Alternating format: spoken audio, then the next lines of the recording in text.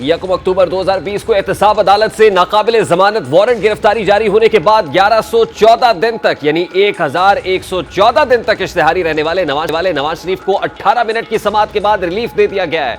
618 seconds की समाअत कल हुई और 420 सेकंड्स की समाअत आज हुई, जिसके बाद 8 मिनट तक फैसला महफूज किया गया और बाद में सुनाते हुए नवाज शरीफ को एहतसाब अदालत की इजाजत से 24 अक्टूबर तक हिफाजती जमानत दे दी गई है।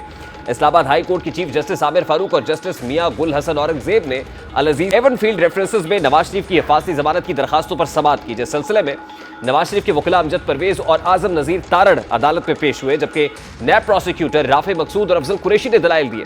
दौरान समाअत आजम नजीर तारड़ ने कहा कि नवाज शरीफ ट्रायल कोर्ट में इश्तिहारी थे, उसमें वारंट मुअत्तल हो गए हैं। इस पर चीफ जस्टिस ने सवाल किया कि आपके पास वो ऑर्डर्स हैं। आजम नजीर तारड़ ने बताया कि ऑर्डर हो गया है, वकला भी एहतसाब अदालत से आ रहे हैं। बादशाह अदालत ने एहतसाब अदालत के हुक्म को मद्देनजर रखते हुए साबिक वजीर आजम नवाज शरीफ को अल अजीजिया और एवनफील्ड रेफरेंस में गिरफ्तार करने से रोक दिया और 24 अक्टूबर तक उनकी हिफाजती जमानत मंजूर कर ली है। इससे कबल इस्लामाबाद की एहतसाब अदालत के जज मोहम्मद बशीर ने नवाज शरीफ की तोशाखाना केस में वारंट मुअत्तली की दरखास्त पर समाअत की, जिस सिलसिले में नवाज शरीफ के वकील काजी मिसबा प्रोसिक्यूटर्स अदालत में पेश हुए। दौरान समाअत वकील सफाई काजी मिसबा ने कहा कि नवाज शरीफ की वारंट मुअत्तली पर कल दरखास्त दायर की थी, वो अदालत पेश होना चाहते हैं और 21 अक्टूबर को पाकिस्तान आ रहे हैं, लिहाजा उनके वारंट गिरफ्तारी मुअत्तल करें। इस पर जज मोहम्मद बशीर ने कहा कि नवाज शरीफ के खिलाफ तोशाखाना केस नैब कोर्ट 3 का मामला है। इस पर वकील ने बताया कि 24 अक्टूबर को आपकी अदालत में समाअत मुकर्रर है, नवाज शरीफ पेश होना चाहते हैं। नवाज शरीफ के वकील के मौक़िफ़ पर एहतसाब अदालत के जज मोहम्मद बशीर ने साबिक वज़ीर आज़म के केस का रिकॉर्ड तलब किया।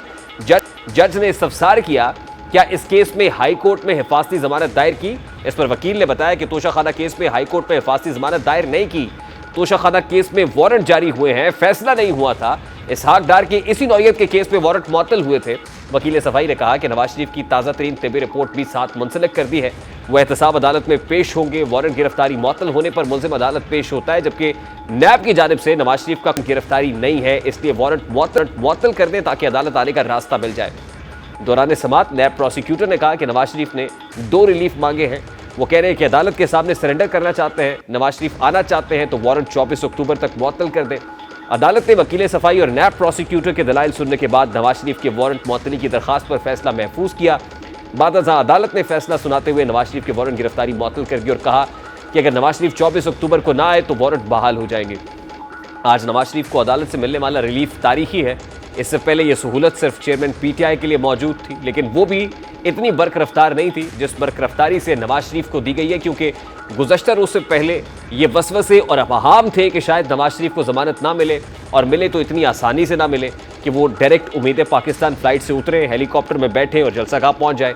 आज नवाज शरीफ की ज़मानत कन्फर्म होने के बाद तमाम चेमगोइयाँ, अफवाहें, साजिशी थ्योरियाँ अपनी मौत आप मर चुकी हैं। नवाज शरीफ की 21 अक्टूबर को वापसी नविश्ता दीवार है। दूसरी जानिब नवाज शरीफ की वापसी एयरपोर्ट से जलसागाह पहुंचाने का प्लान और उनके इस्तकबाल समेत हर बारीक से बारीक चीज़ की प्लानिंग पहले से मुकम्मल हो चुकी है। भारी भरकम अखराजात करके मुस्लिम लीग नून पाकिस्तान ने अपने खुद साख्ता जला वतन रहनुमा की वापसी को तारीखी बनाने के लिए चलो चलो लाहौर मुहिम पूरे ज़ोर शोर से शुरू कर रखी है। नवाज शरीफ की वापसी तारीखी बनाने के लिए मुस्लिम लीग क्या प्लानिंग कर रही है। नवाज शरीफ 19 नवंबर 2019 को 4 हफ्तों के लिए इलाज की गरज से लंदन गए, लेकिन उनके 4 हफ्ते इतने तवील हुए कि 19 अक्टूबर 2020 को अदालत ने इश्तिहारी करार दे दिया, लेकिन वो वापस नहीं आए। इस अरसे से पहले जब वो इक़्तिदार से रुखसत कर दिए गए तो इस्लामाबाद से बजरिया जीटी रोड काफिले की सूरत लाहौर रवाना हुए, जहां उन्होंने उस वक्त की इस्टेब्लिशमेंट को ललकारा और वोट को इज्जत दो का नारा लगाया, लेकिन बाद में चिरागों में रोशनी न रही और वो जेल के मुक़य्यद होने वाले कैदी हो गए, फिर बीमार हुए, लंदन चले गए, उनके इलाज की गरज से बैरून मुल्क जाने और आज वापस आने को उनकी सियासी जमातें किसी डील का नतीजा करार दे रही है। मुल्क की जो प्रोमिनेंट पॉलिटिकल पार्टीज़ हैं वो इसको किसी डील का शाखसाना कहती है। ख़ास तौर पे माज़े जो हलीफ है Pakistan Peoples Party, chairman Peoples Party Bilawal Bhutto Zardari इस पर क्या कमेंट कर रहे हैं, ज़रा उसकी एक झलक आपको दिखाता है। का सियासत ने हमारा जमहूरियत का जनाजा निकाल दिया। पाकिस्तान की जमहूरियत को, पाकिस्तान की आईन को, पाकिस्तान की इलेक्शंस को रोके गए हैं एक शख्स की वापसी के लिए। तो हम तो कहेंगे कि ये जो वापसी है देर आए मगर दुरुस्त आए। साबिक जो हादी है वो भी इस बात को मानेंगे कि इलेक्शन का बार बार ताखीर वोट की इज्जत नहीं, वोट की बेइज्जती है। इलेक्शन की ताख़ीर को पाकिस्तान मुस्लिम लीग नून के कायद और साबिक वज़ीर आज़म नवाज शरीफ की वापसी से पाकिस्तान पीपल्स पार्टी जोड़ रही है। साबिक वज़ीर आज़म मियां नवाज शरीफ की पाकिस्तान वापसी लगभग 4 बरस बाद होने वाली है। ताहम इन 4 बरसों में मुल्क की सियासत ने कई करवटें ली हैं।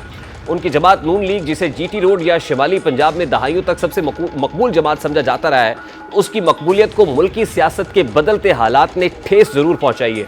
तहरीक इंसाफ के ज़िमनी इंतखाबात में फतह ने नून लीग के वोट बैंक में कमी की निशानदेही की। ऐसे में ये सवाल उठ रहा है कि क्या नवाज शरीफ की 21 अक्टूबर को वापसी पंजाब में नून लीग को लगने वाली सियासी ज़रब की तलाफी कर पाएगी? या सवाल ये भी है कि मुस्लिम लीग नून को जीटी रोड की जमात क्यों कहा जाता है? वफाकी दारुल हुकूमत इस्लामाबाद से लाहौर तक जीटी रोड पर कई अजला और उनमें मुतादिद कौमी असम्बली के हल्के हैं जिनमें मुस्लिम लीग नून का हमेशा से वोट बैंक रहा है। मुस्लिम लीग नून की आला दर्जे की क़यादत ज़्यादातर इन्हीं अजला से ही ताल्लुक़ रखती है जो मुल्क की या फिर पार्टी की सतह की फैसला साजी में भी कलीदी किरदार अदा करते रहे। मुस्लिम लीग नून को जीटी रोड की जमात तंजन भी कहा जाता है। मुतादिद सियासी हल्कों की जानिब से यह दावा किया जाता है कि मुस्लिम लीग नून का चूंकि यहाँ वोट बैंक है तो तरक्याती काम भी ज़्यादा यहीं होते हैं ताकि वोट बैंक मजबूत रहे। आदाद शुमार का जायज़ा ले तो 2018 में जब नवाज शरीफ अपनी बेटी समेत पाबंदे सलासल थे तो नून लीग इन अजला की यानी कुल जो कौमी असम्बली की 75 नशिस्तें थी उनमें से सिर्फ 45 पर कामयाब रही। लेकिन इसके बरक्स सन 2013 में इन अजला की कुल सीटें 83 थी और मुस्लिम लीग नून ने 75 पर कामयाबी हासिल की थी। मियां नवाज शरीफ की सियासत की इब्तिदा 80 की दहाई में हुई और जीटी रोड से रोमांस का आगाज भी तभी हुआ। 17 अगस्त 1989 को बेनज़ीर भुट्टो के पहले दौरे हुकूमत में नवाज शरीफ ने इस्लामाबाद की फैसल मस्जिद में ज़ियाउल हक की पहली बरसी के मौके पर ऑपोजिशन जमातों की क़यादत करते हुए लाहौर से जीटी रोड के जरिए इस्लामाबाद की जानिब मार्च किया था। सन 2009 में अदलिया बहाली तहरीक हो या 2017 में सुप्रीम कोर्ट से नाअहली के बाद सियासी माहौल, मियां नवाज शरीफ ने जीटी रोड पर ही मुझे क्यों निकाला और सिविल बालादस्ती का बयानिया अपनाया। शायद यही वजूहात है जिनकी बिना पर चंद सियासी हल्के नून लीग को जीटी रोड की जमात कहते रहे। 19 नवंबर 2019 को मियां नवाज शरीफ इलाज की गरज से लंदन चले गए। 16 अक्टूबर 2020 को पीडीएम इत्तेहाद के गुजरावाला जलसे में मियां नवाज शरीफ ने लंदन से वीडियो लिंक पर खिताब करते हुए कहा था कि सिलेक्टेड यानी उस वक्त के वजीर आजम चेयरमैन पीटीआई को लाने वालों को जवाब देना पड़ेगा। ये जलसा और इसमें किया जाने वाला खिताब मियां नवाज शरीफ की एंटी एस्टैब्लिशमेंट बयानी की बुनियाद बना। अप्रैल 2021 में डस्का की कौमी असम्बली के हल्का NA-75 से मुस्लिम लीग नून की खातून उम्मीदवार कामयाब हुई और यूं नवाज शरीफ ने अपनी पार्टी की मकबूलियत को बरकरार रखा। नवाज शरीफ का 5-6 साल पहले का बयानिया मुझे क्यों निकाला से मुल्क छोड़ने तक उनकी मकबूलियत का ग्राफ नीचे नहीं आया था, लेकिन जब वो मुल्क से चले गए तो लोग समझते हैं कि ये हमेशा ही चले जाते हैं।